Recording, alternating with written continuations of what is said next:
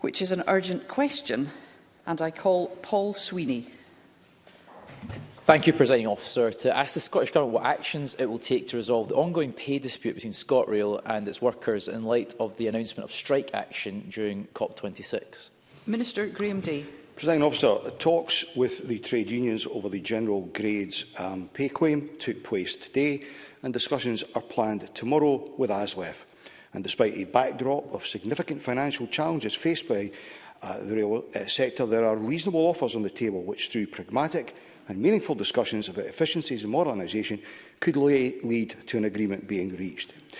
Today's talks have just adjourned and are scheduled to resume on Thursday.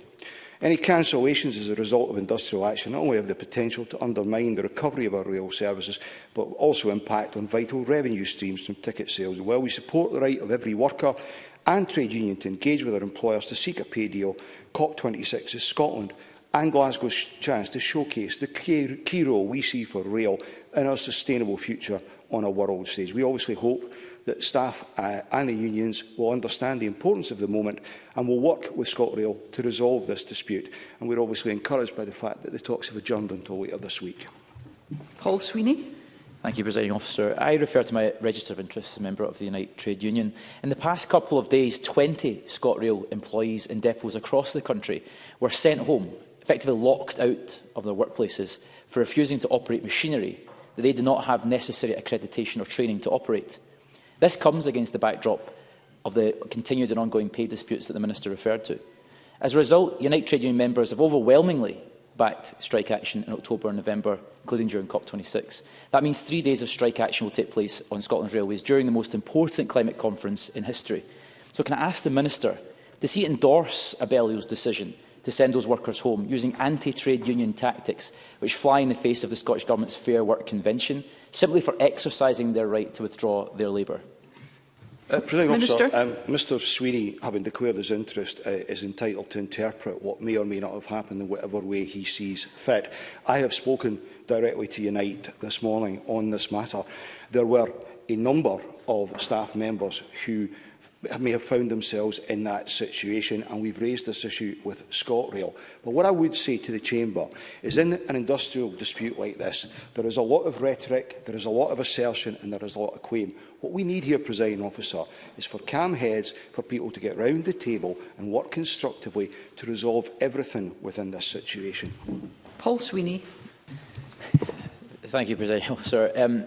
Whilst I welcome the hint that there may well be a revised offer, with respect to the Minister, I tend to trust the integrity of workers and their trade union representatives to tell the truth in this matter. And while the Government has made an effort to respond, which I commend, it seems to me that it's trying to shut the stable door after the horse has bolted. The situation should never have been allowed to deteriorate to this point. The fact of the matter is that the Government has steadfastly refused for a matter of over 18 months to engage meaningfully with this pay dispute. Workers' morale is at an all-time low, and they've been left with no option but to vote for this strike action. This isn't a bolt from the blue. It is not a malicious act. It's a result of sustained behaviour that is unacceptable by the employer. We now face the prospect of Scotland being an international laughingstock, as delegates of the COP26 conference can't use public transport because of Abellio's intransigence and this Government's seeming indifference. On that basis, can I ask the Minister what the next steps are if this revised pay offer that's currently under discussion is refused by the trade unions? Also, will they make it clear to Abellio that the lockouts, which they are lockouts indisputably, are totally unacceptable? And will they instruct Abellio to halt this practice before the situation escalates any further? Minister. And once again, Presiding Officer, I refer back to the declaration of interest that Mr Sweeney made. And therein lies part of the problem. This is a dispute that needs to be resolved by everybody coming together to resolve it. I've encouraged over a long period of time, I should remind them I've only been in post for 5 months, all sides here to engage constructively, and I'm pleased to see the approach that's been taken today. It is in no one's interest for this dispute to continue, and it is in no one's interest for it to impact COP. So rather than standing there with the greatest respect to Mr Sweeney portraying one side of this argument, I do hope that he will come away from this chamber encouraging the trade unions to engage constructively, as I have done with them and with ScotRail, to get this resolved and we all move on. John Mason.